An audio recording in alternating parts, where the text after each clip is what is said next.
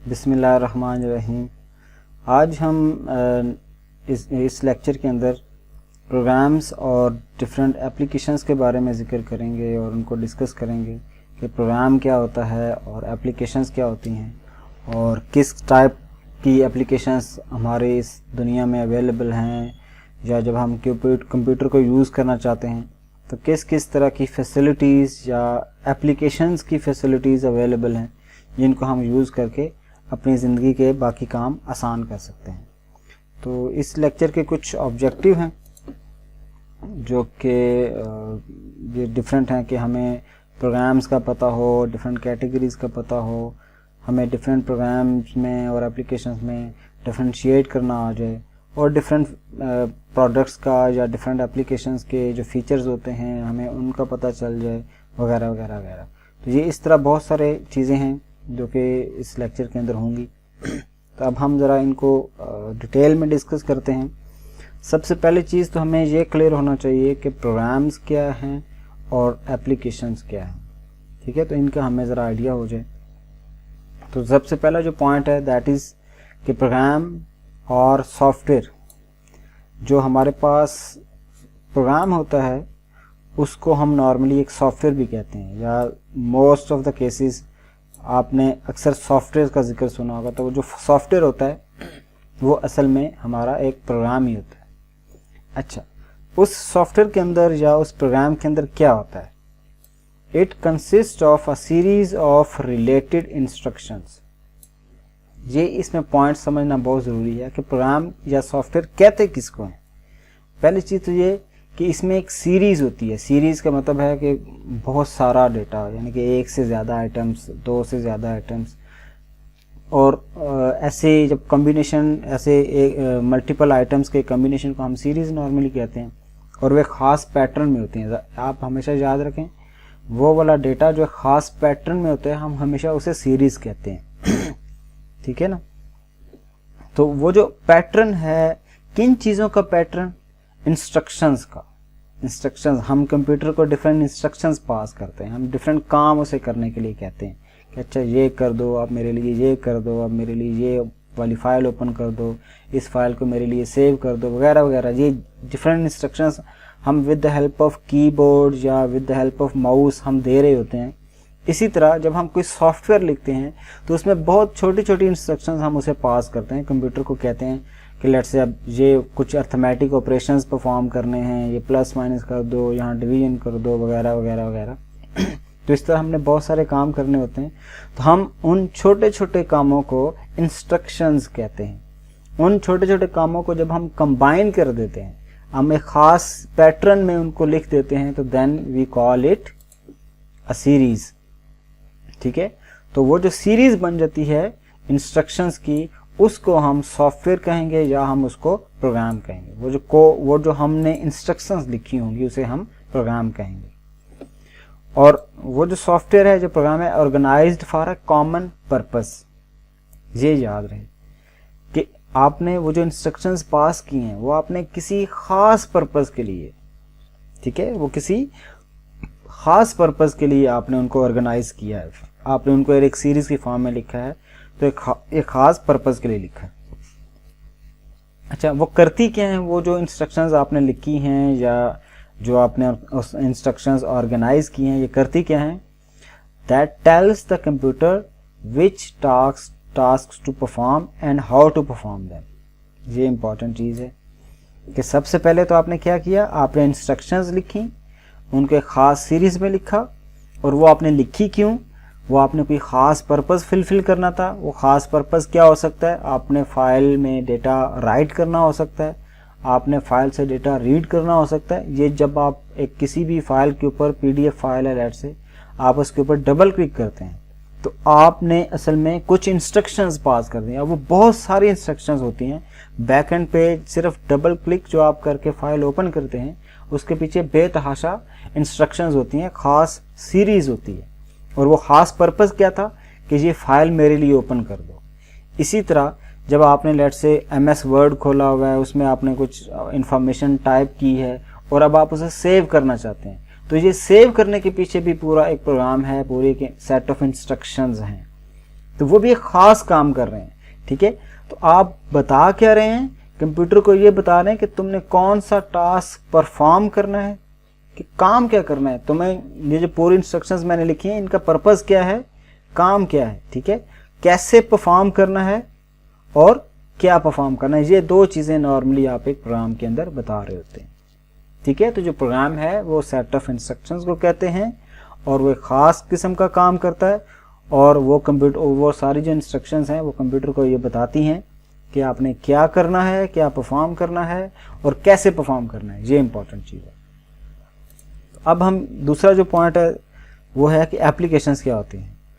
Application जो है इसको शॉर्ट फॉर्म में नॉर्मली हम ऐप भी कहते हैं। ऐप्स जिस तरह आप कहते हैं कि मेरे मोबाइल में ये डिफरेंट ऐप्स हैं, तो ऐप्स का मतलब क्या होता है कि एप्लीकेशंस, ठीक है। तो ये क्या होता है, समटाइम्स ये जो एप्लीकेशन हैं या ऐप है समटाइम्स कॉल्ड एप्लीकेशन सॉफ्टवेयर।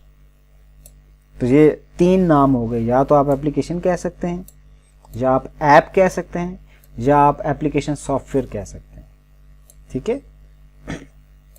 अच्छा, अब ये क्या होता है, ये जो एप्लीकेशन है ये होती क्या है, ये एप्लीकेशन सॉफ्टवेयर होता क्या है। It consist of programs designed to make user more productive and और assist them with personal tasks. अच्छा, ये अब थोड़ी सी लेंथी है डेफिनेशन।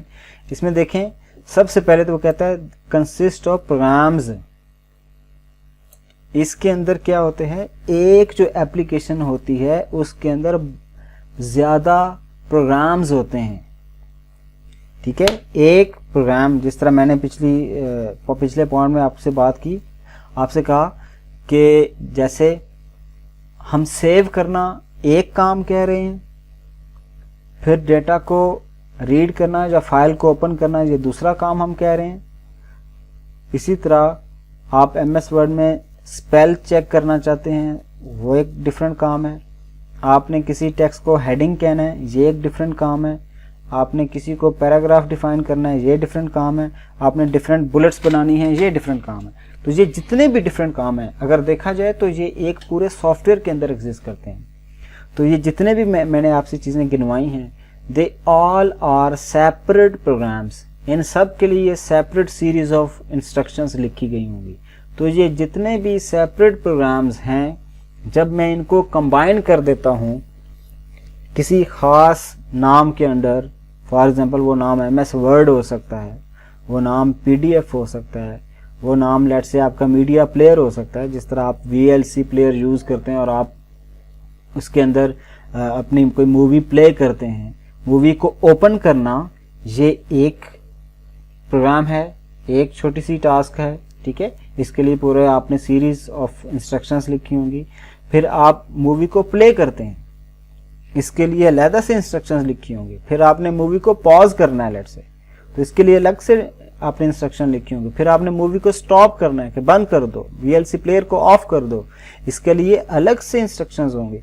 तो ये जितनी चीज़ें मैंने गिनवाई हैं ये अलग अलग प्रोग्राम्स हैं, लेकिन हमने उनको एक बड़े नाम के अंडर उनको कंबाइन कर दिया है। वो जो बड़ा नाम कहलाएगा उसे हम एप्लीकेशन कहेंगे।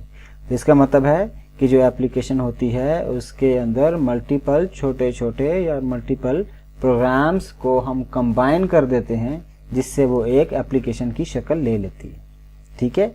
और ये हम डिज़ाइन क्यों करते हैं, ये हम बनाते क्यों हैं, ये हम इनको कंबाइन इसलिए करते हैं to make user more productive.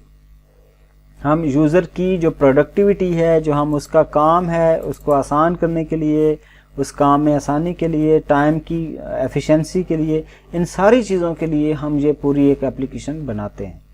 And assist them with their personal task. तो ये जितनी भी एप्लीकेशन होती हैं ये हमारी पर्सनल जो हमारे डिफरेंट काम हैं उनमें हेल्प करती हैं। फॉर एग्जांपल, जिस तरह आप अपना मोबाइल फ़ोन जब यूज़ करते हैं तो वो आपको पर्सनली ज़रूरत क्या पड़ सकती है, आपने कुछ चीज़ें नोट करनी है। आप मोबाइल फ़ोन में नोट पैड ओपन करते हैं और कुछ चीज़ें नोट कर लेते हैं। तो अब जो आपने एप्लीकेशन ओपन की और उसमें आपने चीज़ें नोट की, तो ये एक ऐप हो गई। और एक ये आपका पर्सनल काम था कि आपने लेट से बाज़ार से चीज़ें ख़रीदनी थी तो आपने नोट कर ली कि मैंने क्या क्या चीज़ें परचेज़ करके लानी है। इसी तरह आपने एक जगह से, आप इस्लामाबाद से किसी एक ख़ास एरिया में जाना चाहते हैं, आपको रास्ता नहीं पता, तो अब आप क्या करेंगे, ये आपका पर्सनल काम है। तो आप रास्ता पता करने के लिए आप गूगल मैप ओपन करेंगे। तो अब ये गूगल मैप क्या है, ये एक एप्लीकेशन है जो कि आपको अपनी पर्सनल टास्क में हेल्प करेगी। अब इसमें प्रोडक्टिविटी क्या है, प्रोडक्टिविटी मीन्स कि आप जो काम करने जा रहे हैं वो एफिशिएंट हो रहा है, उसमें टाइम की वेस्टेज नहीं हो रही। अब फॉर एग्जांपल आपको जगह का नहीं पता, जिस जगह आपसे कहा गया कि आपने फलां जगह एक जाना है, लेकिन आपको रास्ते का नहीं पता, तो आप क्या करेंगे, आप रास्ते, आपके पास मैप भी नहीं है, तो अब आप क्या करेंगे, आप डिफरेंट लोगों से पूछते हुए जाएंगे, मुझे फलां जगह जाना है, फलां जगह जाना है, कोई आपको सही रास्ता बताएगा, कोई लंबा वाला रास्ता बता देगा, तो अब उससे क्या हुआ, आपका टाइम वेस्ट हुआ, तो प्रोडक्टिविटी कम हो गई। तो उस गूगल मैप की एप्लीकेशन ने आपको क्या किया, एक पूरी आपके लिए एक पूरा रास्ता बता दिया आपको, और आपके लिए आसानी कर दी, और आपकी प्रोडक्टिविटी उसने इंक्रीज कर दी, और यही आपकी पर्सनल जो टास्क थी उसमें उसने हेल्प किया। ठीक हो गया। तो ये बेसिक सा डिफरेंस है कि एप्लीकेशन क्या होती है, एप्लीकेशन एक बड़ी चीज़ होती है, उसके अंदर छोटे छोटे प्रोग्राम्स होते हैं, और जो एक प्रोग्राम होता है उसके अंदर छोटी छोटी बहुत सारी इंस्ट्रक्शंस होती हैं। तो ये इनका आपस में रिलेशनशिप है। अच्छा, इसी तरह आपने एक नाम सुना होगा ऑपरेटिंग सिस्टम। तो ऑपरेटिंग सिस्टम क्या होता है, ये अक्सर आपने जो विंडोज़ यूज़ की है, this is an operating system. तो ऑपरेटिंग सिस्टम क्या होता है, it is a set of programs, फिर से कि ये एक सेट ऑफ प्रोग्राम्स हैं कि इसमें छोटे छोटे बहुत सारे प्रोग्राम्स हैं जो कि ख़ास किस्म के काम परफॉर्म कर रहे हैं, that coordinates all the activities among computer और मोबाइल डिवाइस हार्डवेयर। आप जो भी डिवाइस यूज़ करते हैं, आप मोबाइल फ़ोन यूज़ कर रहे हैं, आप कंप्यूटर यूज़ कर रहे हैं, या कोई और आप हार्डवेयर अगर यूज़ कर रहे हैं, हर हार्डवेयर के अंदर कोई ना कोई छोटा सा सॉफ्टवेयर होता है जो उस पूरे हार्डवेयर को कंट्रोल कर रहा होता है या कोऑर्डिनेट कर रहा होता है। उसके दरमियान जो हार्डवेयर हैं, एक जगह से डेटा दूसरी जगह लेकर जाना, एक जगह से डेटा को रीड करना, किसी जगह सेव करना, वगैरह वगैरह, ये जितने भी सारे काम हो रहे होते हैं, ये सारे के सारे कोई एक बड़ा सॉफ्टवेयर कर रहा होता है, कोई एक बड़ी एप्लीकेशन कर रही होती है। वो जो एक बड़ी एप्लीकेशन है, एक बड़ा सॉफ्टवेयर है, उसे हम क्या कहते हैं, we call it operating system. ठीक है, तो ऑपरेटिंग सिस्टम भी एक पूरी एप्लीकेशन कह सकते हैं जिसके अंदर बहुत सारे छोटे छोटे प्रोग्राम्स होते हैं, और वो सारे प्रोग्राम्स क्या कर रहे हैं, वो आपके हार्डवेयर को कंट्रोल कर रहे हैं। ठीक है, और ये डिफरेंट टूल्स हैं और एक्टिविटीज़ परफॉर्म करती हैं, और आपका सिस्टम सॉफ्टवेयर होता है। ठीक हो गया जी। सिस्टम सॉफ्टवेयर उसको कहते हैं जो पूरे सिस्टम को, पूरे हार्डवेयर को कंट्रोल करता है। तो operating system is actually a system software जो कि पूरे कंप्यूटर की तमाम एक्टिविटीज़ को और टूल्स को कंट्रोल करता है। ठीक, अच्छा, अब जो सॉफ्टवेयर है ये डिफरेंट फॉर्म्स में, डिफरेंट वैरायटीज़ में अवेलेबल है। बहुत सारी एप्लीकेशंस की ना टाइप्स होती हैं, कुछ रिटेल की एप्लीकेशन होंगी, कुछ कस्टम की, कुछ वेब एप्लीकेशंस होंगी, कुछ मोबाइल की एप्लीकेशंस होंगी, कुछ मोबाइल की वेब एप्लीकेशंस होंगी, कुछ शेयरवेयर होंगे, कुछ फ्रीवेयर होंगे, कुछ ओपन सोर्स होंगे, कुछ आपके पब्लिक डोमेन होंगे, वगैरह वगैरह वगैरह। ये डिफरेंट वैरायटीज़ हैं आपके सॉफ्टवेयर्स की या आपके प्रोग्राम्स की। अच्छा, तो अब हम ज़रा ये जिक्र करते हैं कि कुछ प्रोडक्टिव एप्लीकेशंस हैं, वो कौन कौन सी हैं, और ज़रा उनको हम डिटेल में अब देखते हैं। ऐसी प्रोडक्टिविटी एप्लीकेशंस वो हैं जो हमारे पर्सनल काम के अंदर या हमारा जो काम डेली रूटीन का जो काम होता है उसमें हमारे लिए आसानी कर देती हैं। तो productivity applications can assist you in the becoming more effective and efficient while performing daily activities at work, school and home। आप जहाँ भी हैं, आप घर पे काम कर रहे हैं, आप स्कूल में काम कर रहे हैं, आप किसी ऑफिस में काम कर रहे हैं, वहाँ आप डेली रूटीन के जो भी काम करते हैं उन कामों में आपको ये प्रोडक्टिविटी सॉफ्टवेयर हेल्प करते हैं। और वो कौन कौन से हो सकते हैं, वो वर्ड प्रोसेसिंग हो सकते हैं, वो प्रेजेंटेशंस हो सकती हैं, जिस तरह आप MS पावर पॉइंट यूज़ करते हैं, इसी तरह स्प्रेडशीट्स हो सकती हैं, फॉर एग्जांपल एक्सेल शीट्स, आपके डिफरेंट डेटाबेसेस की एप्लीकेशंस हो सकती हैं, कुछ नोट टेकिंग की एप्लीकेशंस हो सकती हैं, कुछ कैलेंडर होता है, और जब कॉन्टैक्ट मैनेजमेंट है, आपके फ़ोन के अंदर कॉन्टैक्ट मैनेजमेंट के लिए एप्लीकेशन होती है जिसमें आप सब अपने दोस्तों के, अपने फैमिली मेम्बर्स के कॉन्टैक्ट डिटेल सेव कर सकते हैं। इसी तरह आपके पास कैलेंडर है, आप लेट्स से अगर प्रोजेक्ट मैनेजर हैं तो आपने डिफरेंट प्रोजेक्ट्स को मैनेज करना है तो उसके लिए प्रोजेक्ट मैनेजमेंट के सॉफ्टवेयर्स हैं। आप अगर अकाउंट्स की इंफॉर्मेशन रखना चाहते हैं और आप अकाउंटेंट हैं या आपकी अपनी कंपनी है, आप उसकी अकाउंट्स की डिटेल रखना चाहते हैं तो अकाउंट्स की इंफॉर्मेशन के लिए आपकी अकाउंट्स की एप्लीकेशन होगी। इसी तरह अगर आप पर्सनल अपने जो अखराजात हैं, एक्सपेंसेस हैं, अगर आप उनका रिकॉर्ड रखना चाहते हैं तो उसके लिए पर्सनल फाइनेंस की एप्लीकेशंस होती हैं। फिर कुछ लीगल एप्लीकेशंस होती हैं, जिस तरह ये जो आपके वकील वगैरह हैं वो यूज़ करते हैं, या आप वैसे अपनी जो आपकी कंपनी है आप उसकी लीगल एक्टिविटीज़ को मॉनिटर करना चाहते हैं या उनकी डिटेल रखना चाहते हैं तो आप उनके लिए सॉफ्टवेयर यूज़ कर सकते हैं। इसी तरह टैक्स प्रिपरेशन की एप्लीकेशंस हो सकती हैं जो आपको हेल्प कर सकती हैं कि जब मैंने टैक्स रिटर्न फाइल करना है तो उसके लिए मेरे पास रिकॉर्ड होना चाहिए, तो आप पूरा रिकॉर्ड उसमें मेंटेन कर सकते हैं। वो फिर आपको बता सकता है आपका इतना टैक्स बनता है, इतनी इनकम आई है, इतना ये हुआ है, तो उसके अकॉर्डिंगली आपका इतना टैक्स बनता है। इसी तरह डिफरेंट डॉक्यूमेंट मैनेजमेंट की एप्लीकेशन हो सकती हैं, एंटरप्राइज के कंप्यूटिंग की एप्लीकेशन हो सकती हैं। तो ये बेतहाशा ऐसी एप्लीकेशंस हैं, ये तो बहुत चंद ऐसी हैं जिनका जिक्र यहाँ किया हुआ है। वैसे अगर आप अपनी डेली लाइफ में देखें तो बेतहाशा एप्लीकेशंस आपको आपके इर्द गिर्द नज़र आएंगी और आप डेली बेसिस भी जो यूज़ करते हैं। अभी जीमेल वगैरह का तो हमने जिक्र ही नहीं किया क्योंकि जो आप डेली बेसिस पे आप उसमें कम्युनिकेट करने के लिए यूज़ करते हैं। आगे हम और भी डिफरेंट एप्लीकेशंस को ब्रीफली डिस्कस करेंगे और कुछ एप्लीकेशन का तो आपको वैसे ही आइडिया है। तो प्रोडक्टिविटी एप्लीकेशंस के अंदर आपका जो आपको डिफरेंट चीज़ें हेल्प करती हैं वो यही है कि आप कोई प्रोजेक्ट क्रिएट कर सकते हैं। उस फॉर एग्जांपल आपने एक डॉक्यूमेंट लिखनी है, किसी जगह प्रपोजल वगैरह सेंड करना है तो आपने एक प्रोजेक्ट क्रिएट किया।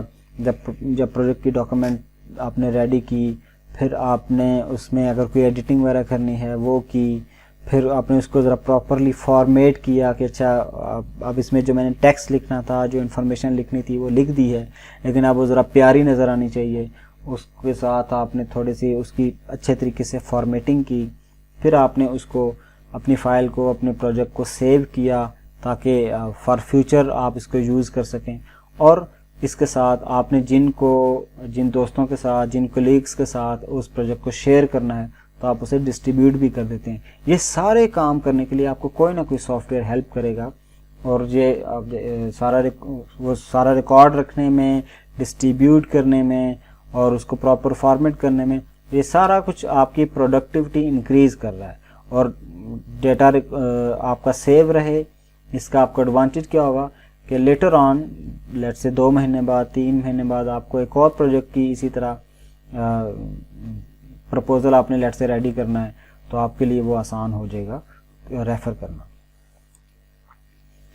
तो ये जो वर्ड है, वर्ड प्रोसेसिंग सॉफ्टवेयर, आपने माइक्रोसॉफ्ट का ऑफिस यूज़ किया होगा, उसमें हम एक छोटा सा कंपोनेंट यूज़ करते हैं, उसे हम माइक्रोसॉफ्ट वर्ड कहते हैं।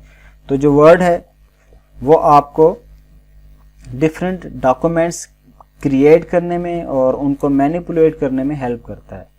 क्रिएट मीन्स नई आप डॉक्यूमेंट्स क्रिएट कर सकते हैं और किसी एग्जिस्टिंग डॉक्यूमेंट में अगर आपने किसी किस्म की चेंजेस करनी है तो आप वो भी परफॉर्म कर सकते हैं।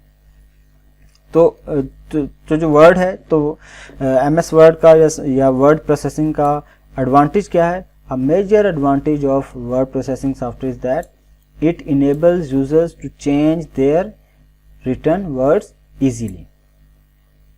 For example, आपने किसी को कुछ लेटर लिखना है या आपने किसी को कुछ कहना है या डेटा सेंड करना है तो आप क्या कर सकते हैं? आप हाथ से भी तो लिख सकते हैं, आप पेज के ऊपर हाथ से लिख सकते हैं, लेकिन उसका डिसएडवांटेज क्या हो सकता है कि आपने एक दफ़ा तो लिख दिया लेकिन अब आपने वर्ड्स में कुछ चेंजेस करनी हो, आपको फील हुआ कि अच्छा ये वर्ड यहाँ नहीं लिखना चाहिए था, इस वर्ड की जगह अच्छा ये वाला वर्ड लग रहा है, या एक बेहतर वर्ड ये हो सकता है, तो अब आप इसकी जगह दूसरा वर्ड चेंज करना चाहते हैं, तो अब आप तो नहीं लिख सकते, तो आप क्या करेंगे, या तो आप काटेंगे और उसके ऊपर ओवरराइट करेंगे तो जो कि बुरा लगेगा, या आप एक और पेज लेंगे और पूरा टेक्स्ट जो आपने पूरी इन्फॉर्मेशन जो लिखी हुई थी पहले वो आप रीराइट करेंगे, दोबारा लिखेंगे, तो ये भी एक मसला है। तो वर्ड प्रोसेसिंग क्या करता है, वो हमें ये हेल्प करता है कि अच्छा अगर कोई मिस्टेक हो गई है या आप वैसे इम्प्रूवमेंट के लिए कुछ टेक्स्ट चेंज करना चाहते हैं, तो आप इसीलिए जो वर्ड आपने चूज़ करना है आप डॉक्यूमेंट में जाएं, सिंपली एडिट कर लें और उसको प्रिंट कर लें, ठीक है ना। तो इसने क्या किया, आपके काम को आसान कर दिया। अब आपको पूरी डॉक्यूमेंट दोबारा नहीं लिखनी, आपने जस्ट कुछ अल्फाज को चेंज किया और प्रिंट कर लिया और 5 सेकंड के अंदर आपके पास आपका डेटा दोबारा से एक्यूरेट वाला अवेलेबल हो जाएगा। तो ये वर्ड प्रोसेसिंग का एडवांटेज है। इसी तरह जब आप प्रेजेंट करते हैं अपने डेटा को, फॉर एग्जांपल आप एक मैनेजर हैं और आपने अपनी कोलीग्स को या आपने जहाँ से प्रोजेक्ट आपने कहीं प्रपोजल भेजा है और आपने प्रोजेक्ट एक्वायर करना है, तो अब आपको अपना काम प्रेजेंट करना होगा, आपको बताना होगा कि आपको जिस कंपनी को भी आपने प्रपोजल सेंड किया है, आपने उस प्रपोजल को विन करने के लिए उन्हें कन्विंस करना होगा। तो कन्विंस कैसे करेंगे, आप कोई प्रेजेंटेशन उनको देंगे। तो प्रेजेंटेशन बनाने के लिए और अपनी इंफॉर्मेशन को और अपने आइडिया को प्रेजेंट करने के लिए आपको कोई प्रेजेंटेशन का सॉफ्टवेयर चाहिए होगा। तो हम अक्सर माइक्रोसॉफ्ट का जो पावर पॉइंट है वो यूज़ करते हैं ताकि हमें स्लाइड्स बनाना आ जाएं या हमें अपने कंटेंट्स को प्रेजेंट करना आ जाए, ठीक है। तो ये जो प्रेजेंटेशन सॉफ्टवेयर है ये हमें क्या क्या हेल्प करता है, ये हमें कुछ विजुअल इंफॉर्मेशन डिस्प्ले करने में हेल्प करता है। फॉर एग्जांपल हम डिफरेंट तरह की इमेजेस शो कर सकते हैं, जिस तरह आपको यहाँ राइट साइड पे ये इमेज नज़र आ रही है, तो ये स्लाइड के अंदर मैंने ये एक इमेज रखी है ताकि चीज़ें आसानी से नज़र आएँ। इसी तरह और भी डिफरेंट स्लाइड्स में हम इमेजेस देखते हैं, तो हम विजुअल इंफॉर्मेशन शो कराना चाहते हैं तो ये स्लाइड्स हमें हेल्प करती हैं। हम कुछ की पॉइंट्स मेंशन करना चाहते हैं तो हम वो स्लाइड्स के अंदर मेंशन कर सकते हैं। और हम डिफरेंट जो हमारे आइडियाज़ हैं या डिफरेंट मैसेजेस हैं या इन्फॉर्मेशन है वो जिस भी ऑडियंस के सामने हम प्रेजेंट कर रहे हैं तो हम इजीली प्रेजेंट कर सकते हैं। फॉर एग्जांपल जिस तरह मैं हूं और आप ऑडियंस हैं, तो मैं आपके सामने ये जो इन्फॉर्मेशन सामने लिखी है ये मैं प्रेजेंट करना चाहता हूँ। मैं चाहता हूँ कि ये पिक्चर भी आपको नज़र आए और ये टेक्स्ट ये वाला आप गौर से इसको देखें भी और पढ़ें भी।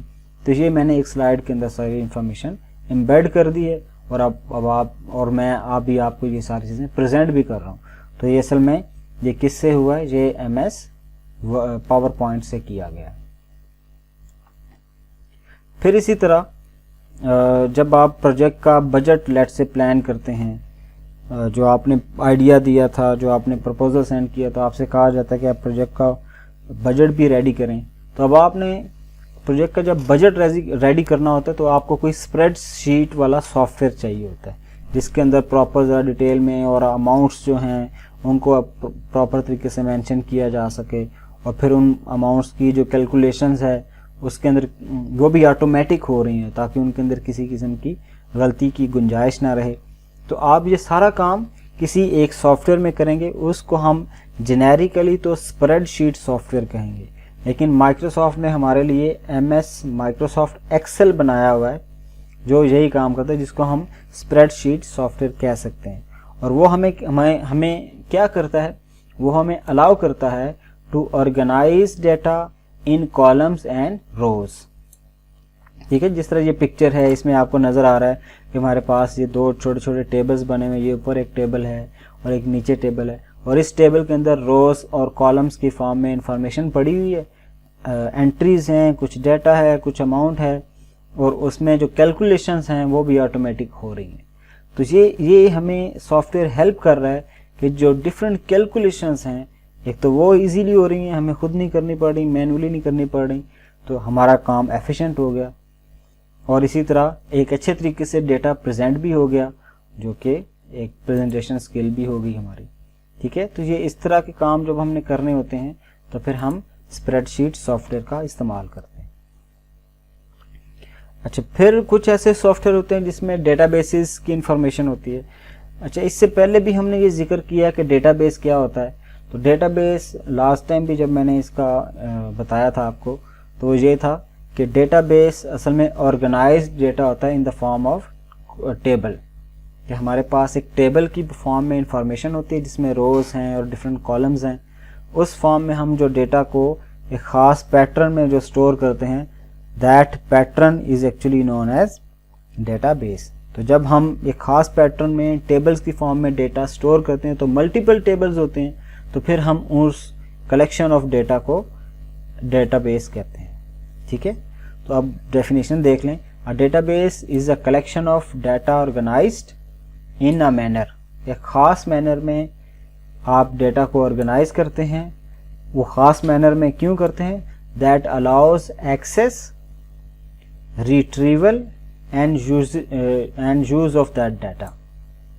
तो उसमें हमें हेल्प क्या हो रही है कि हम उस डाटा को आराम से एक्सेस कर सकते हैं, हम उसको पिक कर सकते हैं, हम डाटा वहाँ से रीड करके ला सकते हैं अपने पास।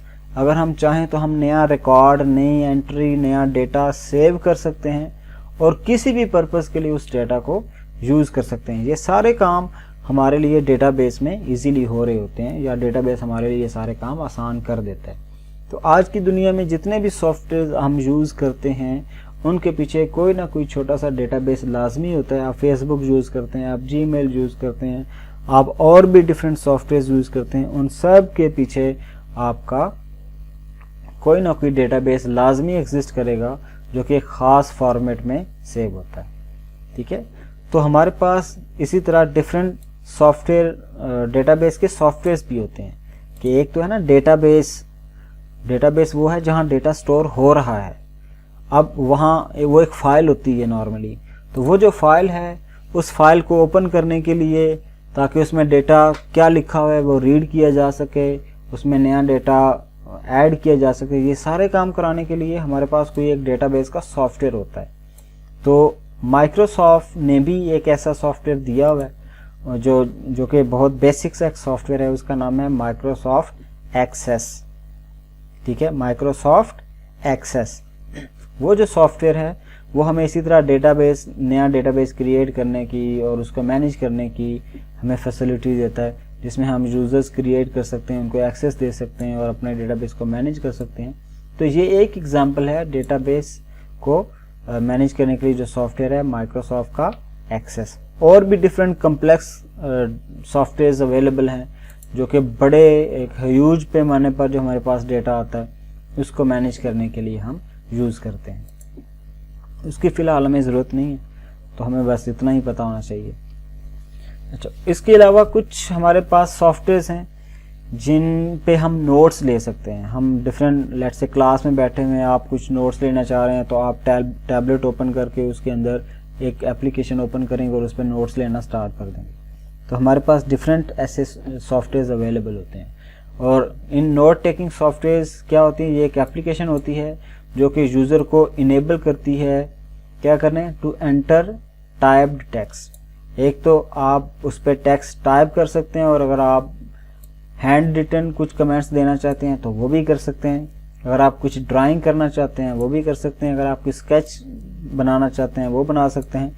या लेट्स से अगर आप कोई किसी जगह आपको पिक्चर, आपने पिक्चर खींची है या आप किसी और फाइल से पिक्चर कॉपी करना चाहते हैं तो आप इजीली जो फ़ोटो लगा सकते हैं वो पिक्चर लगा सकते हैं। या आपको किसी वेब पेज का लिंक आपके लिए इम्पोर्टेंट है तो आप उस वेबसाइट का लिंक कॉपी करके इजीली सॉफ्टवेयर के अंदर कॉपी कर सकते हैं। तो ये सारा काम करने के लिए आपने क्या किया, आपने नोट्स असल में बनाए, जिसमें नोट्स में डिफरेंट चीज़ें थी। कुछ आपने डेटा टाइप करना था या कुछ आपने डेटा हाथ से लिखना था ताकि इन्फॉर्मेशन आ जाए। कुछ आपने इमेजेस अपनी मर्ज़ी की लगानी थी जो कि ऑलरेडी किसी ने बनाई हुई थी, आपने वो कॉपी कर ली।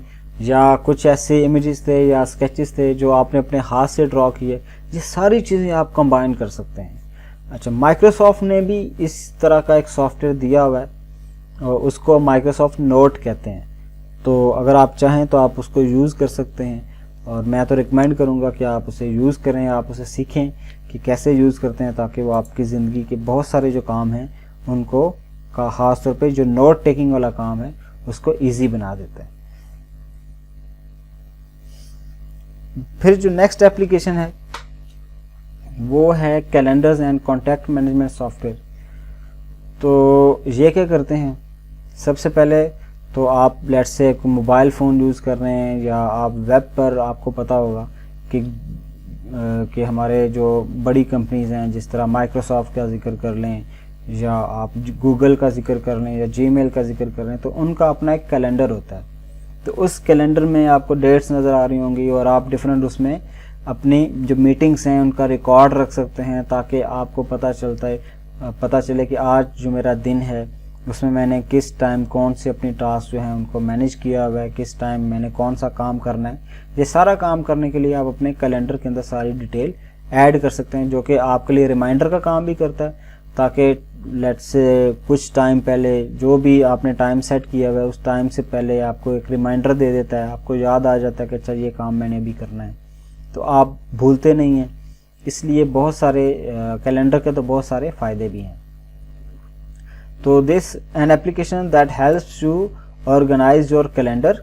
ठीक है, सबसे पहले तो ये कि ये आपका पूरा जो कैलेंडर है, नॉर्मली आप में से बहुत सारे ऐसे हैं जो कि प्रोफेशनली काम कर रहे हैं, तो वो हमेशा अपनी मीटिंग्स आपने अरेंज की होती हैं या किसी बंदे से जाके आपने मिलना है या कोई और टास्क आपने परफॉर्म करना है, तो आप उसको कैलेंडर के अंदर नोट कर लेते हैं ताकि आपको पता हो कि आज का जो मेरा दिन है उसमें मेजरली मेरे क्या टास्क हैं, और आप एक नज़र उसको देखते हैं और आपको आइडिया हो जाता है कि मैंने अपने दिन को कैसे ऑर्गेनाइज किया हुआ है। तो ये आप सब यूज़ किया करें, ख़ास तौर पे जैसे आपकी क्लासेस होती हैं तो आप उन क्लासेस की जो टाइमिंग्स हैं वो अपने कैलेंडर में ऐड कर सकते हैं ताकि आने वाली ज़िंदगी में जो आपके और डिफरेंट काम हैं आप उनको उसमें ऐड कर सकें और प्रोफेशनल लाइफ में वो आपको हेल्प कर सकें। इसी तरह आप कॉन्टैक्ट्स की डिटेल भी रख सकते हैं। जीमेल का भी अपनी जिस तरह फैसिलिटी है कि जिस तरह आप अपने मोबाइल फ़ोन में अपने दोस्तों के, अपने फैमिली मेम्बर्स के सबके आप कॉन्टैक्ट डिटेल सेव करते हैं, तो वो सारी की सारी इन्फॉर्मेशन आपके जीमेल के अकाउंट पर या जीमेल का जो आपका लॉगिन है या सिस्टम है पूरा, उस पर कॉन्टैक्ट्स की एप्लीकेशन में सेव हो जाता है। तो कल को आप लेट से अपना फ़ोन चेंज भी जिस तरह करते हैं आप, तो आपके पास वो सारी इन्फॉर्मेशन वापस आ जाती है। तो ये इसका फ़ायदा है। अदरवाइज़ अगर जो पुराने फ़ोन थे जिसमें डेटा रिकॉर्ड नहीं होता था, तो आपको पता है आप पहले सिम के अंदर डेटा सेव करते थे और फिर उसको ट्रांसफ़र किया करते थे, तो वो एक हेक्टिक काम था और कुछ उसमें लिमिटेशंस भी थी कि जैसे 500 लोगों के या इतने लोगों के या 200 लोगों के रिकॉर्ड सिर्फ सेव हो सकते हैं, इससे ज़्यादा के नहीं सेव हो सकते। लेकिन जहाँ ये जो अब मॉडर्न चीज़ें आई हैं इसके अंदर ऐसी लिमिटेशंस नहीं हैं। अब आप जितने मर्ज़ी लोगों का डेटा आप सेव कर सकते हैं, कॉन्टैक्ट्स रिकॉर्ड रख सकते हैं। इसी तरह आपको शेयर करना आसान होता है, किसी दूसरे को सेंड करना, तो आप अक्सर व्हाट्सएप के ऊपर किसी का कॉन्टैक्ट डिटेल सेंड कर देते हैं बस चंद क्लिक्स के ऊपर। तो ये आपके लिए क्या हुआ, एक तो प्रोडक्टिविटी इंक्रीज़ होगी, और जो कि किसने किया, एक पूरी एप्लीकेशन ने। और वो एप्लीकेशन कौन सी थी, कॉन्टैक्ट मैनेजमेंट सॉफ्टवेयर जो था, जो कि आपके कॉन्टैक्ट को मैनेज कर रहा है। इसी तरह जब आपने अपने दिन को ऑर्गेनाइज करना है, अपनी डेली जो रूटीन के टास्क हैं आपने उनकी लिस्ट बनानी है, तो आप कैलेंडर के अंदर बना सकते हैं, जिसने कि आपके फिर से प्रोडक्टिविटी को हेल्प किया। ठीक है, ताकि आप कोई चीज़ भूले ना, कोई टास्क भूले ना। फिर हमारे कुछ और सॉफ्टवेयर्स हैं जो कि खास कंबाइन हुए होते हैं। A software suite is a collection of individual related applications available together as a unit. For example, जो डेफिनेशन उसमें क्या कहता है it is a collection of individual related applications. हमारे पास बहुत सारी एप्लीकेशन होती हैं, उनकी जो कलेक्शन होती है उनको जब कंबाइन कर देते हैं। फॉर एग्जांपल, मैंने इससे पहले जिस तरह जिक्र किया कि हमारे पास माइक्रोसॉफ्ट वर्ड है, माइक्रोसॉफ्ट पावर पॉइंट है, माइक्रोसॉफ्ट एक्सेल है, ये सारी जो चीज़ें, इसी तरह माइक्रोसॉफ्ट एक्सेस है, ये सारी जो चीज़ें हैं ये सेपरेट सॉफ्टवेयर्स हैं, एप्लीकेशंस हैं। अगर हम इनको कंबाइन कर दें तो हम इसे माइक्रोसॉफ्ट ऑफिस कहते हैं। ठीक है, तो ये जो माइक्रोसॉफ्ट ऑफिस है ये असल में हमारे लिए एक सॉफ्टवेयर सूट है। और सॉफ्टवेयर सूट का क्या मतलब है कि it is a collection of individual application. ठीक है, तो ये जो डिफरेंट इंडिविजुअल एप्लीकेशंस थी वो हमारे पास कंबाइन होकर एक बड़े सूट के अंदर आ गई। इसी तरह और भी जो डिफरेंट एप्लीकेशंस हो सकती हैं कि एक जो आपस में कंबाइन हो, रिलेटेड हो और कंबाइन होकर एक बड़े पैकेज के अंदर आए, तो उस बड़े पैकेज को हम सॉफ्टवेयर सूट कहते हैं। इसी तरह हमारे पास कुछ प्रोजेक्ट मैनेजमेंट के सॉफ्टवेयर भी होते हैं कि अगर आप प्रोजेक्ट मैनेजर हैं तब आपने अपने प्रोजेक्ट को मैनेज करना है कि भाई टाइम टू टाइम एक तो मेरी टास्क कौन कौन सी है इस पूरे प्रोजेक्ट के लिए, मैंने कौन कौन से काम करने हैं डिफरेंट, और कौन सा काम कब से कब तक होना चाहिए। आप डेट्स या डेज उसमें मेंशन कर सकते हैं।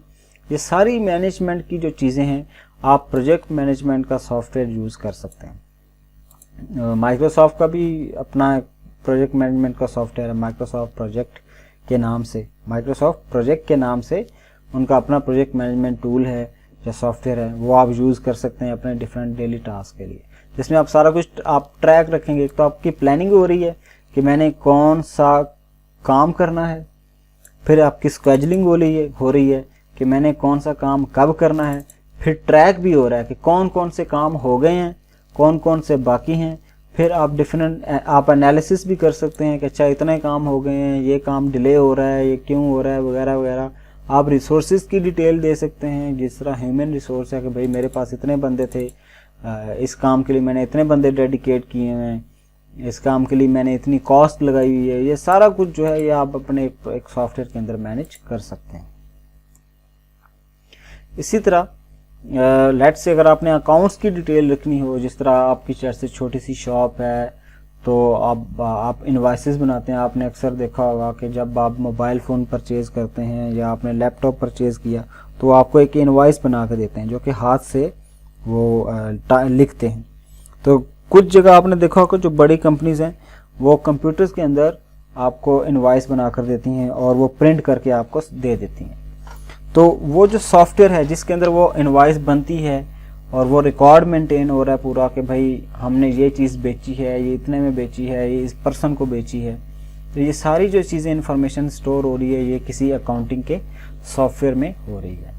ठीक है, तो छोटी कंपनी हो या बड़ी कंपनी हो, सब ये तकरीबन अकाउंटिंग सॉफ्टवेयर यूज़ कर रहे होते हैं ताकि वो अपने रिकॉर्ड को मेंटेन कर सकें और ताकि अपनी जो उनकी फाइनेंशियल ट्रांजैक्शंस हैं उनका रिकॉर्ड रख सकें, ताकि कल को जब ऑडिट हो तो उनको पता हो कि अच्छा ये सारी हमारी डिटेल्स हैं।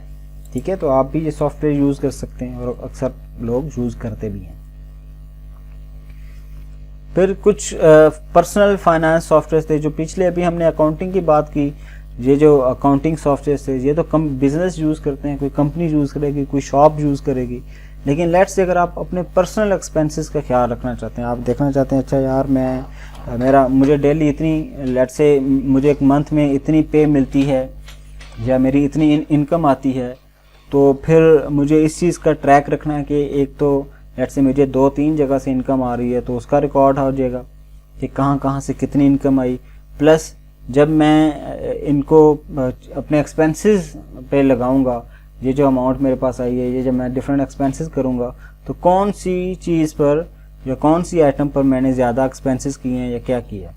ठीक है, तो वो रिकॉर्ड रखने के लिए ये ऐसे पर्सनल फाइनेंस सॉफ्टवेयर आप यूज़ कर सकते हैं। ये एक सिंप्लीफाइड अकाउंटिंग एप्लीकेशन है जो आपको हेल्प करता है कि आप एक होम यूज़र को हेल्प करता है या बहुत घर के जो स्मॉल ऑफिस है उसको आप उसमें आप यूज़ कर सकते हैं, जिसमें आप चेक देख सकते हैं कि पे बिल्स हैं, ट्रैक करें पर्सनल इनकम को, पर्सनल एक्सपेंसेस को, आप अपने बैलेंसेस को वेरीफाई कर सकते हैं कि वाकई अब मेरे पास इतने पैसे रह गए हैं। इस तरह फ़ंड ट्रांसफ़र वगैरह का रिकॉर्ड आप रख सकते हैं। इसी तरह ट्रैक इन्वेस्टमेंट्स कर सकते हैं और डिफरेंट और चीज़ें आप इसके अंदर कर सकते हैं। ये डिपेंड करता है कि आप जो सॉफ्टवेयर यूज़ कर रहे हैं उसमें कितनी फैसिलिटीज़ हैं। ठीक है, तो आप जिस तरह डिफरेंट मोबाइल फ़ोन में भी डिफरेंट सॉफ्टवेयर अवेलेबल हैं। फॉर एग्जांपल एक सॉफ्टवेयर है उसका नाम है मनी लवर, तो आप उस पर जाइएगा प्ले स्टोर पर और उस पर देखिएगा कि मनी लवर क्या है, मतलब उस पर टाइप कीजिएगा और वो एप्लीकेशन इंस्टॉल कीजिएगा और देखिएगा कि वो किस तरह आपके पर्सनल एक्सपेंसेस का रिकॉर्ड रख सकता है। तो आप लाजमी देखिएगा ताकि आपको आइडिया हो कि ये सॉफ्टवेयर कैसे आपको हेल्प कर सकते हैं। फिर कुछ ऐसे सॉफ्टवेयर हैं जो कि लीगल सॉफ्टवेयर हैं, जिसमें ये आपको क्या हेल्प करते हैं कि legal software is an application that assist in the preparation of legal documents. ठीक है, जो लीगल डॉक्यूमेंट्स नॉर्मली जिस तरह स्टैम्प पेपर्स होते हैं और इस तरह की जो कि अदालत वगैरह में आप सॉफ्टवेयर डॉक्यूमेंट्स सबमिट कराते हैं या आपने देनी होती हैं, तो उन डॉक्यूमेंट्स की प्रिपरेशन के लिए ये सॉफ्टवेयर यूज़ किए जाते हैं। तो एक तो जो आपको लीगल डॉक्यूमेंट्स के तैयार करने में हेल्प करती है, फिर provides legal information to individuals, families and small businesses. जिसके अंदर वो सारे आपकी डिटेल होती है कि अच्छा इस तरह का काम करना है तो उसके लिए ये लॉ में फैसिलिटीज़ अवेलेबल हैं, या लॉ ये कहता है या लॉ ऐसे कहता है, फिर आप पूरी डॉक्यूमेंट तैयार कर सकते हैं। तो उसके लिए डिफरेंट सॉफ्टवेयर अवेलेबल होते हैं। ये अक्सर वकील यूज़ करते हैं, या जो आपकी कंपनीज के लीगल डिपार्टमेंट होता है वो उसको यूज़ कर रहा होता है। अच्छा, फिर चूँकि एक बिज़नेस होता है, वैसे अगर बिज़नेस हो वो भी टैक्स पे करता है। अगर आप एक इंडिविजुअल पर्सन हैं तो आप भी टैक्स पे करते हैं। तो उनका रिकॉर्ड रखने के लिए भी आप कुछ टैक्स प्रिपरेशन सॉफ्टवेयर यूज़ कर सकते हैं, ताकि आपको पता हो कि हमारी आज इतनी इनकम हुई है, अगर आप बिज़नेस रन कर रहे हैं तो इस पे मेरा इतना टैक्स बनता है।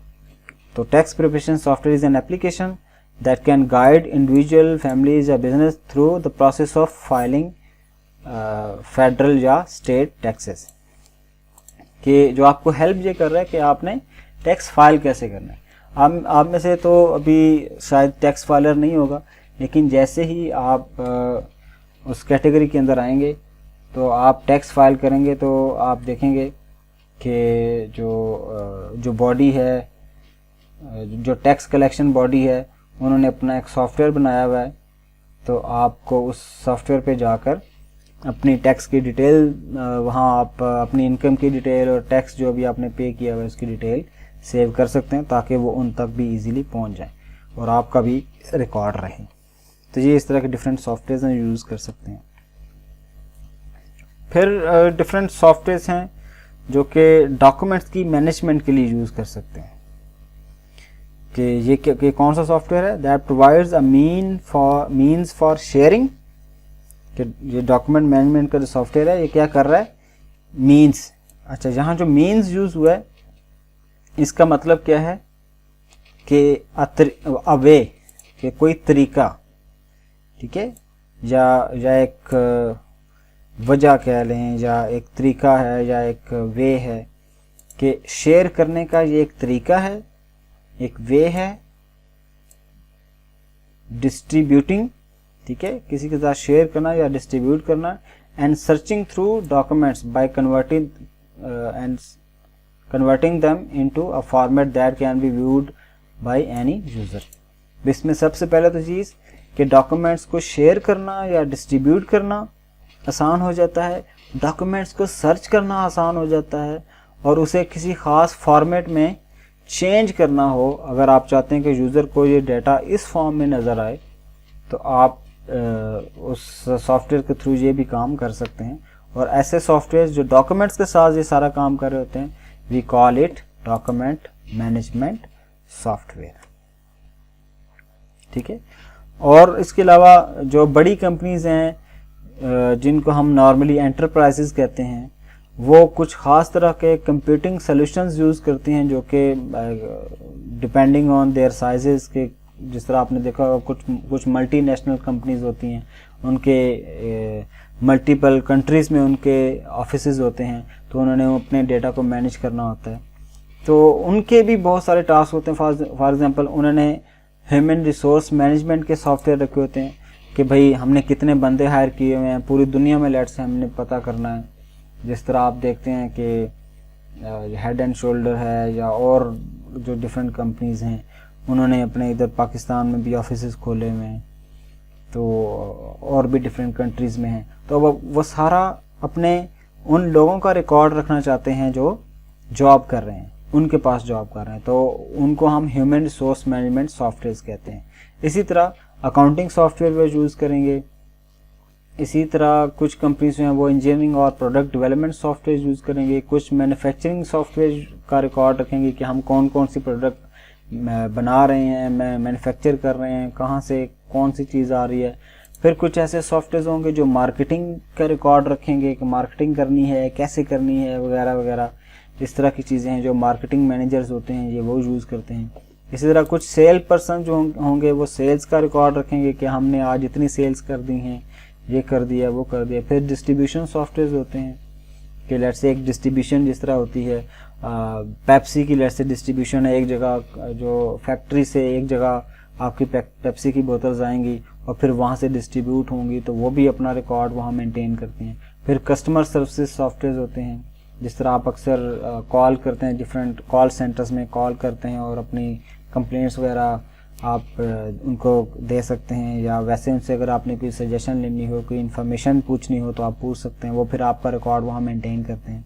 तो इस तरह के बहुत सारे सॉफ्टवेयर जो कि दुनिया में लोग यूज़ कर रहे हैं, ख़ासतौर पर बड़ी जो कंपनीज हैं वो यूज़ कर रही हैं। तो ये आपका भी इनसे वास्ता पड़ा होगा, आपने अक्सर यूज़ किए होंगे। कुछ हमारे पास ऐसे सॉफ्टवेयर होते हैं जो कि ग्राफिक्स और मल्टीमीडिया के होते हैं, जिस तरह कंप्यूटर एडिट डिज़ाइन, कैड के सॉफ्टवेयर होते हैं। इसी तरह आपने ऑटो कैड का एक सॉफ्टवेयर यूज़ किया होगा, आपने डिफरेंट कोर्सेज में उसमें पढ़ा होगा कि हम किस तरह अपनी बिल्डिंग्स के डिज़ाइन बना सकते हैं, या अपने डिफरेंट और तरह के हार्डवेयर के डिज़ाइन वगैरह को मैनेज करना चाहें तो हम वो यूज़ कर सकते हैं। तो ये इस तरह के बहुत सारे आपके सॉफ्टवेयर होते हैं जो कि आपको हेल्प करते हैं। इस तरह कुछ आपके इमेजेस की एडिटिंग वगैरह के लिए यूज़ होते हैं। आपने पेंट यूज़ किया होगा, उसके अंदर आप डिफरेंट शेप्स बना सकते हैं और फिर आपने अगर उसमें कोई यूज़फुल काम करना हो तो आप इजीली वहाँ से भी कर सकते हैं। फिर इसी तरह कुछ फ़ोटो एडिटिंग आपने टूल्स यूज़ किए होंगे। अक्सर आप लोग जब स्टेटस वगैरह पे या फेसबुक पे अपनी पिक्चर्स लगाते हैं तो आप उन पर डिफरेंट इफ़ेक्ट्स लगाते हैं। तो जो आपकी ओरिजिनल इमेजेस होती हैं, फॉर एग्जांपल आपको जहाँ ये इमेज नज़र आ रही है जिसमें एक बच्चा है और साथ उसकी मदर है, तो आप देखें तो इस पर डिफरेंट फ़िल्टर लगे हुए हैं। एक साइड पे फ़िल्टर नहीं लगे हुए जो ओरिजिनल इमेज है, फिर एक फ़िल्टर लगा हुआ है जिसने इसको ब्लैक एंड वाइट बना दी है। तो ये फ़ोटो एडिटिंग के डिफरेंट टूल्स है जो कि आप कंप्यूटर में भी यूज़ कर सकते हैं और अपने मोबाइल फ़ोन में भी डिफरेंट ऐसी एप्लीकेशंस आप डाउनलोड करके इनको यूज़ कर सकते हैं ताकि आप अच्छे इफ़ेक्ट्स डाल सकें। इसी तरह और भी डिफरेंट आपने इंस्टाग्राम पे देखे होंगे, उन्होंने डिफरेंट फ़िल्टर्स लगाए होते हैं, बहुत इंटरेस्टिंग फ़िल्टर्स भी होते हैं और कुछ फ़नी फ़िल्टर्स भी होते हैं। तो आपने ये सारी चीज़ें एक्सपीरियंस की होंगी, अगर नहीं की तो एक दफ़ा ट्राई लाजमी करें ताकि आपको आइडिया हो जाए। इसी तरह कुछ ऑडियो और वीडियो एडिटिंग सॉफ्टवेयर होते हैं। फॉर एग्जांपल आपने कोई वीडियो रिकॉर्ड की है और अब आपको फील हुआ कि अच्छा इस वीडियो में ये जो सीन था ये सूटेबल नहीं है, ये ऐसे नहीं होना चाहिए था, तो आप उस सीन को कट करना चाहते हैं तो आप वीडियो एडिटिंग के सॉफ्टवेयर के थ्रू उसको कट कर सकते हैं। या लेट्स से आपने वीडियो के अंदर देखा कई दफ़ा लेट्स से मूवी है तो मूवी में कुछ अल्फाज को या कुछ ऑडियो को वो कट कर देते हैं क्योंकि वो वर्ड सूटेबल नहीं होते कि ऑडियंस इसको सुने, तो आप उन वर्ड्स को कट कर सकते हैं, ऑडियो वर्ड्स को। ठीक है, तो आप फिर ऑडियो एडिटिंग सॉफ्टवेयर यूज़ करते हैं। तो ये इस तरह के सॉफ्टवेयर भी मल्टीमीडिया की दुनिया में लोग यूज़ करते हैं। इसके अलावा मल्टीमीडिया ऑथरिंग सॉफ्टवेयर भी होते हैं। They allow users to combine text, graphics, audio, video and animation in an interactive application. तो ये हमारे पास टेक्स्ट जो होता है, डाटा ग्राफिक्स की फॉर्म में हो सकता है, ऑडियो, वीडियो और एनिमेशन होती हैं, इन सब को कंबाइन करने में भी वो हेल्प कर सकता है और वो भी हम डिफरेंट सॉफ्टवेयर यूज़ कर सकते हैं। इसी तरह website authoring software help users to all skill levels create web pages के लिए क्रिएट कर सकते हैं आप, जिसमें फिर आपका ग्राफिक्स का इंफॉर्मेशन ग्राफिक्स की डिटेल भी हो या ग्राफिक्स की के कंटेंट्स भी हों, वीडियो के कंटेंट्स हों, ऑडियो कंटेंट्स हों, आपकी एनिमेशंस हो या स्पेशल इफ़ेक्ट्स हों, ये आप वेब पे भी ये सारी चीज़ें लगा सकते हैं। डिफरेंट आपने देखा होगा कि कुछ वेबसाइट्स होती हैं उनके पीछे एक वीडियो चल रही होती है, या एक वीडियो सीन चल रहा होता है या अचानक से म्यूज़िक प्ले होना शुरू हो जाता है। तो इस तरह के जितने भी एक्टिविटीज़ होती हैं वो कुछ वेबसाइट्स में भी आप डाल सकते हैं। तो इनके लिए फिर अपने अपने टूल्स होते हैं या सॉफ्टवेयर्स होते हैं।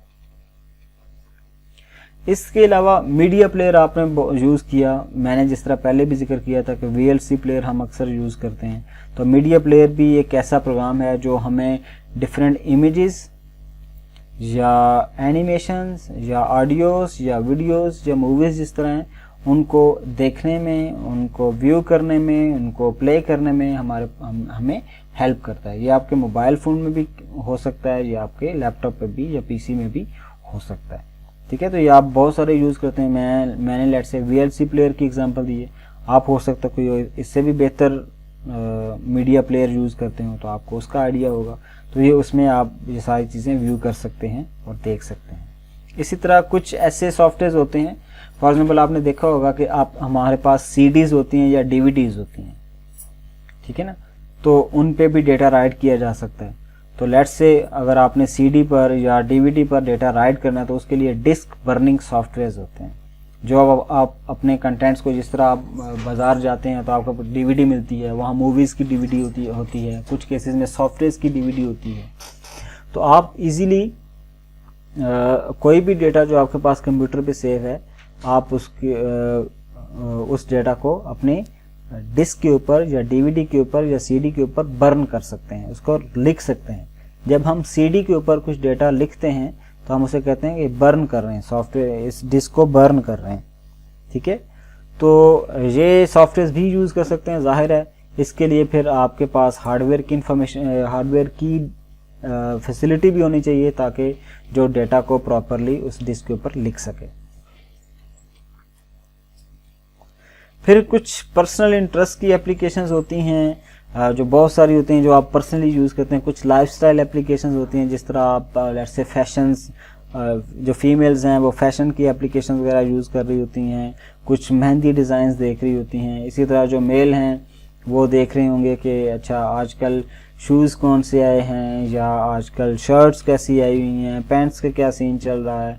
इसी तरह कुछ जो लोग होते हैं जो कि बाइक्स में काफ़ी ज़्यादा इंटरेस्ट फील करते हैं, तो वो बाइक्स की से रिलेटेड ऐसी एप्लीकेशंस में इंटरेस्टेड होते हैं जो कि उनको हेल्प करें।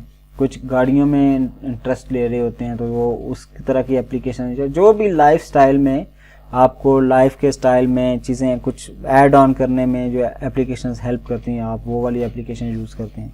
इसी तरह कुछ मेडिकल रिलेटेड एप्लीकेशंस भी होती हैं।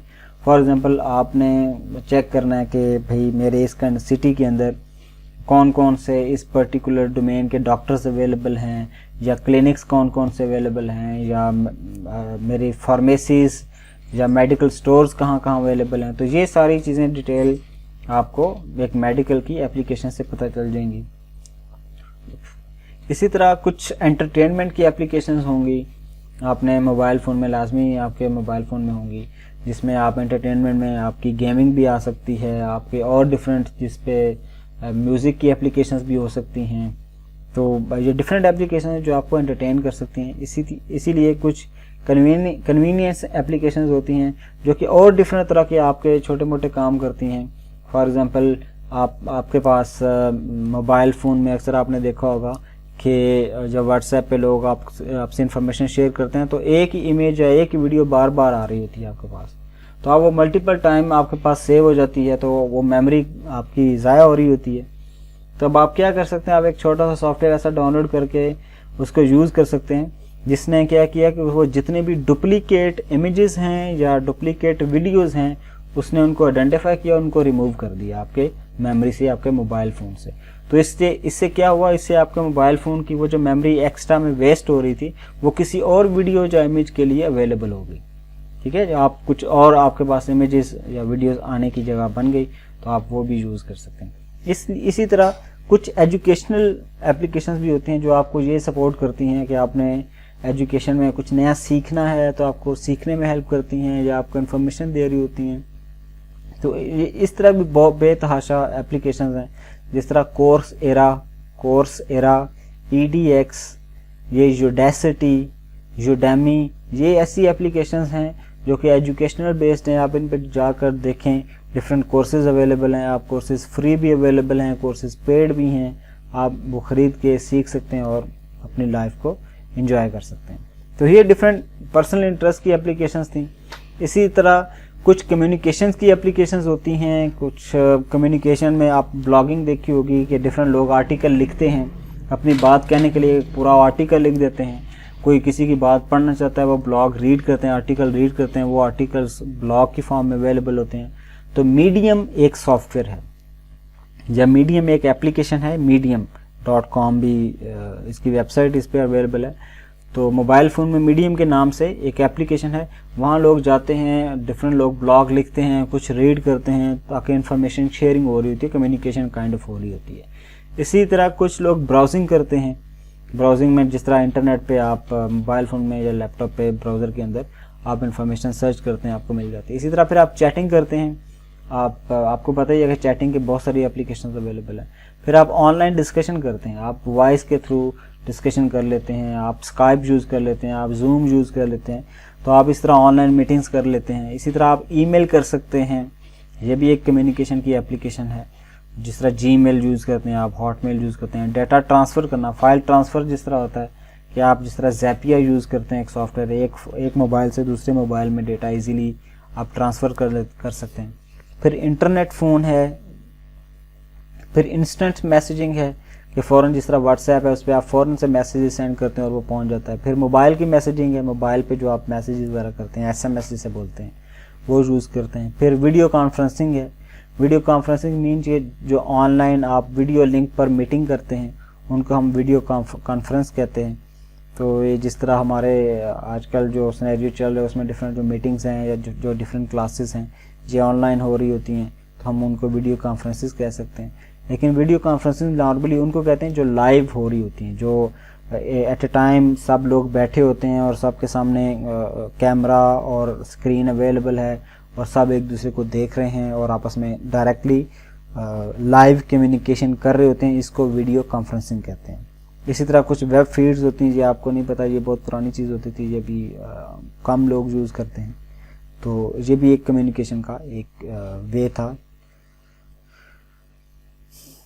फिर कुछ सिक्योरिटी के टूल्स होते हैं जो कि सॉफ्टवेयर में आपने अक्सर देखा होगा, हमारे पास वायरसेस आ जाते हैं पीसी के अंदर या मोबाइल फ़ोन के अंदर। तो कुछ हमें उन सॉफ्टवेयर, कुछ ऐसे सॉफ्टवेयर हैं जो इस तरह के जो डिफरेंट काम हैं, जो वायरसेस हैं, हमें उनसे बचाते हैं या हमें प्रिवेंट करते हैं। तो उसमें से एक सॉफ्टवेयर है पर्सनल फायरवॉल का।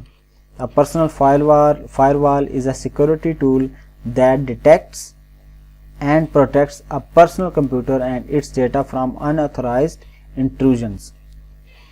सबसे पहले तो इसमें ये देखना है कि एक सॉफ्टवेयर का ये टूल है, सिक्योरिटी का टूल है, जिसका काम क्या है, डिटेक्ट करना, पता करना, फिर प्रोटेक्ट करना। पहले पता करना और फिर उसके खिलाफ लड़ना भी। किस चीज़ को, एक कंप्यूटर को प्रोटेक्ट भी करता है और कंप्यूटर में अगर किसी किस्म की कोई गड़बड़ हो रही है तो उसको पहले डिटेक्ट करेगा और फिर वो क्या करेगा, उसको प्रिवेंट भी करेगा, बचाएगा भी। और ये किस चीज़ से बचाएगा, ये अनऑथराइज्ड बंदे से बचाएगा। जो इंट्रूजन्स होती हैं, इंट्रूजन का मतलब होता है एंट्रीज, अनऑथराइज्ड एंट्री किसी जगह, किसी कंप्यूटर के अंदर आप ऑथराइज्ड पर्सन है एंट्री करने के, लेकिन अगर कोई और ऐसा बंदा है जो कि इंटरनेट के थ्रू आपके पीसी के अंदर एंट्री करना चाह रहा है, तो वो अनऑथराइज्ड बंदा है, तो वो उसको डिटेक्ट भी करेगा और फिर उसको रोकने की कोशिश भी करेगा। तो ऐसे जो सॉफ्टवेयर होते हैं उसे हम नॉर्मली फायरवॉल्स कहते हैं। फिर कुछ ऐसे सॉफ्टवेयर होते हैं, लेट्स से उन्हें हम एंटीवायरस भी कहते हैं, एंटीवायरस कहते हैं।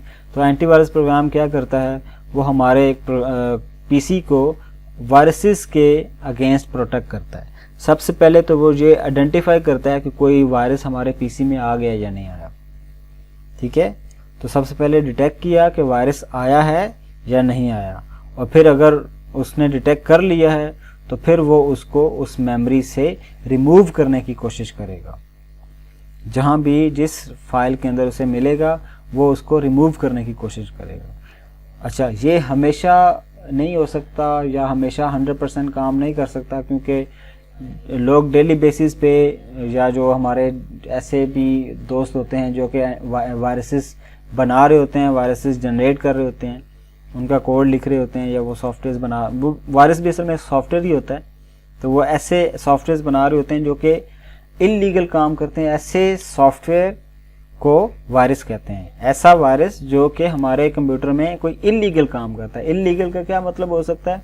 वो हमारे पीसी के अंदर जो डेटा पड़ा हुआ है उसे ख़राब कर सकता है, या वो डेटा हमारे पीसी में जो पड़ा हुआ है वो किसी और बंदे को सेंड कर सकता है, ट्रांसफ़र कर सकता है। इस तरह के जो काम होते हैं वो इल्लीगल होते हैं। तो ऐसे सॉफ्टवेयर जो इस तरह के काम करते हैं उन्हें वायरसेस कहते हैं।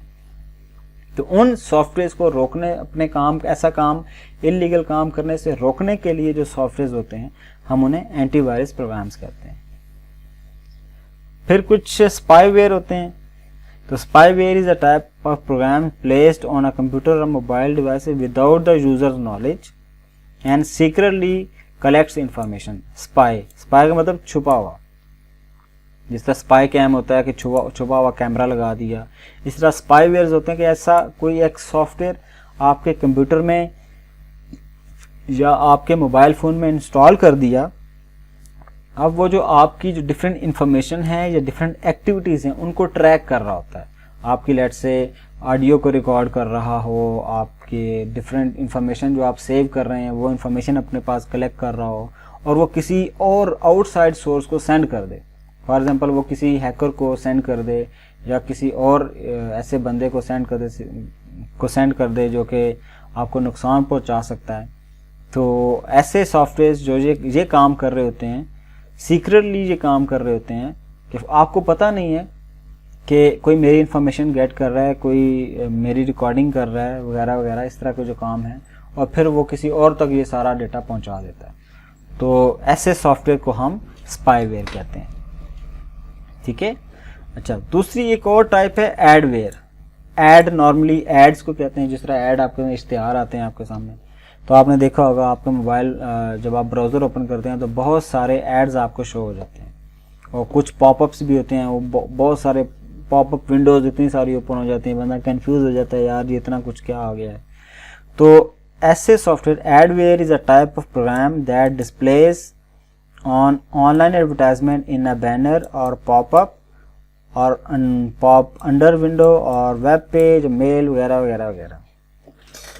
ठीक है। तो ये सारी जगह के एक पॉपअप बैनर सा हो सकता है या वेब पेज के ऊपर भी ये चीज़ें शो हो सकती हैं। तो जिस जगह, जिस पोर्शन में जैसे भी आपको ऐड शो कराया जा रहा है, जिस जगह ऐड शो कराया जा रहा है वो जगह, उस जगह पर आपका एक एडवेयर अवेलेबल होगा जो कि आपको उस ऐड को दिखाने में हेल्प कर रहा है। इसलिए बहुत सारे लोग जो ऐड देखने के शौकीन नहीं होते वो फिर क्या करते हैं, वो इसका एंटी यूज़ करते हैं, जिसे हम ऐड ब्लॉकर बोलते हैं। वो ऐड ब्लॉकर का सॉफ्टवेयर यूज़ कर लेते हैं ताकि ये जो एडवेयर है ये अपना काम करना बंद कर दे और हमें बहुत ज़्यादा एड्स शो ना हो। ठीक है। तो हमारे पास जिस तरह भी मैंने बताया ऐड ब्लॉकर का कोई एक सॉफ्टवेयर है, तो उसे हम एडवेयर रिमूवर भी कह सकते हैं। कि उस प्रोग्राम का क्या काम होता है, सबसे पहले तो डिटेक्ट करे कि कहीं कोई एडवेयर तो नहीं है लगा हुआ या शो तो नहीं हो रहा, और फिर उसको डिलीट भी कर दे। इसी तरह जिस तरह हमने जिक्र किया कि स्पाईवेयर्स होते हैं, तो स्पाईवेयर्स को भी रिमूव करने कि उनको पहले तो डिटेक्ट करे कि कौन सी एप्लीकेशन है जो सीक्रेटली मेरी इंफॉर्मेशन सेव कर रही हैं, जो मेरे नॉलेज के बगैर ही ये काम कर रही हैं, और फिर किसी तरह मैं उनको डिलीट भी कर सकूं। तो ये स्पाईवेयर रिमूवर भी एक सॉफ्टवेयर की टाइप है, और इसी तरह एडवेयर रिमूवर भी सॉफ्टवेयर की टाइप है। फिर इसी तरह एंटी स्पैम प्रोग्राम्स भी होते हैं, फिर वेब फिल्टर सॉफ्टवेयर होते हैं, फिशिंग फिल्टर्स होते हैं। ये इनको मज़ीद डिटेल में डिस्कस करने की ज़रूरत नहीं है। फिर कुछ और तरह के सॉफ्टवेयर भी होते हैं जो कि फाइल, डिस्क और सिस्टम मैनेजमेंट टूल्स होते हैं। इनमें से लेट्स से फाइल मैनेजमेंट का सॉफ्टवेयर हो सकता है कि आप अपनी जो फाइल्स हैं उनको कैसे मैनेज करते हैं। फॉर एग्जांपल जब आप माई कंप्यूटर पे क्लिक करते हैं तो आपके सामने एक फाइल मैनेजर ओपन हो जाता है, जिसके अंदर आपको अपनी डिफरेंट डिस्क नज़र आती हैं, या अपनी जो पार्टीशंस आपने की होती हैं वो नज़र आती हैं। फिर उस पार्टीशन के अंदर डिफरेंट फोल्डर्स नज़र आते हैं, या डिफरेंट फाइल्स नज़र आती हैं। तो ये जो आपके सामने पूरा एक एनवायरनमेंट ओपन हुआ हुआ है जिसको हम फाइल एक्सप्लोरर नॉर्मली कहते हैं, तो इसको हम फाइल मैनेजर भी कहते हैं। तो ये बहुत सारे काम या फाइल्स को मैनेज करने में हमें हेल्प करते हैं। तो ये भी एक इम्पॉर्टेंट टूल है हमारे ऑपरेटिंग सिस्टम का। इसी तरह समटाइम ऐसा होता है कि आपने कोई डॉक्यूमेंट आपको ज़रूरत है, लेकिन अब आपको ये याद नहीं कि वो किस फोल्डर में पड़ी है, कौन सी ड्राइव के अंदर पड़ी है, तो आपकी सर्च की ऑप्शन अवेलेबल है। तो आप विंडोज़ में या अपने मोबाइल फ़ोन के अंदर भी सर्च कर सकते हैं। तो सर्चिंग का टूल अवेलेबल होता है, और बल्कि ये जो टूल असल में क्या होता है, ये असल में प्रोग्राम ही होता है। ठीक है, तो जो आपके ऑपरेटिंग सिस्टम के अंदर होता है और ये आपको हेल्प कर सकता है टू लोकेट अ फाइल, ये पता करने में कि अच्छा ये फाइल कहाँ है, कोई है भी या नहीं, या किधर एग्जिस्ट करती है। ठीक है, तो सर्चिंग की फैसिलिटी बहुत जगह अवेलेबल होती है। आपने लेट से विंडोज़ के अंदर सर्चिंग की होगी, या लेट से जो एक बहुत रेयर सी या बहुत फ्रीक्वेंटली आप अक्सर यूज़ करते हैं। फॉर एग्जांपल आपने अगर किसी बंदे को कॉल करनी हो अपने मोबाइल फ़ोन से, तो अब आप कॉन्टैक्ट की एप्लीकेशन ओपन करते हैं और अब आप सर्च करते हैं, आप ऊपर उसका नाम टाइप करने लग जाते हैं। तो जैसे आप उसका नाम टाइप करते हैं तो फिल्टर होता जाता है और नीचे उस बंदे का नाम आपके सामने आ जाता है। तो आपको उस एप्लीकेशन का जो सर्चिंग टूल है या सर्चिंग प्रोग्राम है उसने हेल्प किया कि इजीली वो आपके कॉन्टैक्ट्स की डिटेल आपके सामने ले आए। इसी तरह आप कोई कंप्यूटर में फाइल सर्च करना चाहते हैं, वहाँ से हो सकता है। इसी तरह कैलेंडर में कोई इवेंट है, आप वो सर्च करना चाहते हैं, वो कर सकते हैं। और ये सारे काम कंप्यूटर में भी अवेलेबल होते हैं और आपके मोबाइल फ़ोन में। तो ये सर्चिंग का भी एक टूल जो है ये काफ़ी हेल्पफुल होता है। इसी तरह कुछ इमेज व्यूज़ होते हैं जो आपको इमेजेस को व्यू करने में हेल्प करते हैं, या उन पे डिफरेंट ऑपरेशंस परफॉर्म करने में आपको हेल्प करते हैं। कि आपने जिस तरह डिस्प्ले कर दिया, आपने कॉपी कर दिया, आपने इमेज को अपने प्रिंट कर दिया, या इमेज टेढ़ा है तो आपने उसकी ओरिएंटेशन सीधी करने के लिए उस पर डिफरेंट तरह के एक्शन परफॉर्म कर दिए। तो ये इस तरह के जो काम हैं ये आप इमेज व्यूअर के अंदर करते हैं। इसी तरह कुछ अनइंस्टॉलर टूल भी होते हैं जो कि आपके प्रोग्राम से या आपके लेट से ये आपका जो विंडोज़ है, जो ऑपरेटिंग सिस्टम है, इसमें से आप ख़ास तरह के प्रोग्राम्स को रिमूव करने के लिए भी यूज़ किया जा सकता है। फिर एक सॉफ्टवेयर की टाइप है जिसे हम डिस्क क्लीनअप टूल कहते हैं। अक्सर आपने देखा होगा, शायद आपने ये चीज़ कभी ऑब्ज़र्व की हो कि जब आपकी एक ड्राइव जो है, जो पार्टीशन है, वो भर जाती है, फुल हो जाती है, तो वो आपसे बार बार आपको कहता है कि स्पेस ख़त्म हो गई है, तो प्लीज़ स्पेस जो है उसको बनाएं, कुछ डेटा डिलीट करें। तो ये इस तरह की चीज़ें जब आपके पास मैसेज आते हैं तो फिर आप डिस्क क्लीन अप की फैसिलिटी या टूल यूज़ करते हैं। और जो अननेसेसरी फाइल्स होते हैं, जो टेम्परेरी फाइल जैसी पड़ी होती हैं, जिनका कोई फ़ायदा नहीं होता और वो जगह कंज्यूम कर रही होती हैं, तो आप ऐसे टूल्स के ज़रिए, ऐसे सॉफ्टवेयर के ज़रिए उन फजूल फाइल्स को रिमूव कर देते हैं ताकि आपकी मेमोरी बन जाए। अक्सर ये चीज़ आपने फ़ोन में देखी होगी। फ़ोन में चूँकि मेमोरी कम होती है, लिमिटेड होती है, तो उसमें वो मेमोरी फुल का आपको ऑप्शन देता है। तो फिर जब आप मेमोरी क्लीन अप करते हैं तो आपकी वो कुछ ख़ास किस्म की इन्फॉर्मेशन आपको कहता है, अच्छा ये चीज़ें ऐसी हैं जो मैंने डिटेक्ट की है, ये इन्फॉर्मेशन ऐसी ही है, अगर आप इसको डिलीट कर दें तो आपकी जगह बन जाएगी। तो आप इसमें से कुछ तो डिलीट कर देते हैं, कुछ नहीं करते, वो बेस्ड ऑन योर चॉइस। ठीक है, तो इस तरह डिस्क क्लीन अप के सॉफ्टवेयर भी आप यूज़ कर सकते हैं। फिर एक कॉन्सेप्ट होता है डिस्क डीफ्रेगमेंटर। ये थोड़ा सा ट्रिकी होता है। फ़िलहाल तो मैं आपसे कहूँगा कि आप इसे थोड़ा सा ऐसे डिटेल में देखें कि आपकी जो डिस्क है ना, डिस्क हम किसको बोलते हैं, जो हार्ड डिस्क होती है। तो अब आपको यहाँ सामने सर्कल्स नज़र आ रहे हैं, या यूँ कह लें कि एक प्लेट सी नज़र आ रही है। ये जो प्लेट्स होती हैं ना, ये हार्ड डिस्क के अंदर लगी होती हैं, 3-4 या ज़्यादा भी हो सकती हैं। ये प्लेट्स जो होती है ये हार्ड डिस्क के ऊपर डेटा स्टोर करने के लिए लगी होती हैं। तो इनमें अगर आप गौर से देखें तो लेट्स से ये वाली जो प्लेट है, इस प्लेट पे एक तो ये छोटे छोटे सर्कल्स बने हुए हैं। ठीक है, ये जो सर्कल्स होते हैं ना, ये पूरा एक सर्कल होता है, इसको हम ट्रैक बोलते हैं। ये पूरा ट्रैक, ये लेट से सबसे आउटर वाला जो है ये एक जगह से शुरू होगा और घूम कर जब अपनी जगह पे वापस आएगा तो हम इसे क्या बोलेंगे, दिस इज अ ट्रैक। ठीक है, और फिर इसमें ये जो लाइंस लगी हैं ऐसे, ये जो लाइंस हैं ये इस जितने भी ट्रैक्स हैं इनको डिवाइड कर रही हैं। ठीक है ना, ये ट्रैक क्या कर रही हैं, ये इसको ये जो लाइंस हैं ये इस पूरे ट्रैक को यहाँ से लेके यहाँ तक डिवाइड कर रही हैं। तो अब इसमें देखें तो ये छोटे छोटे पार्ट्स बन गए। ये जो ट्रैक्स हैं जब हमने इनको ऐसे क्रॉस किया तो ये छोटे छोटे पार्ट्स बन गए। अब हमारा जो डेटा होता है वो इन ट्रैक्स के इन छोटे पोर्शंस में सेव होता है।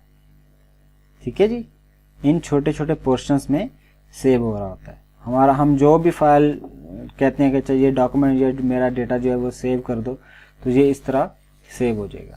अच्छा, अब इससे पीछे ये जो है प्लेट देखें, लेट्स से ये प्लेट थी और इस पे ये जो आपको पिंक कलर्स नज़र आ रहे हैं, तो ये आपका पिंक कलर जो है ये असल में आपका डाटा है। ठीक है, ये जो येलो है, yellow means this is empty और ये जो pink means this is data.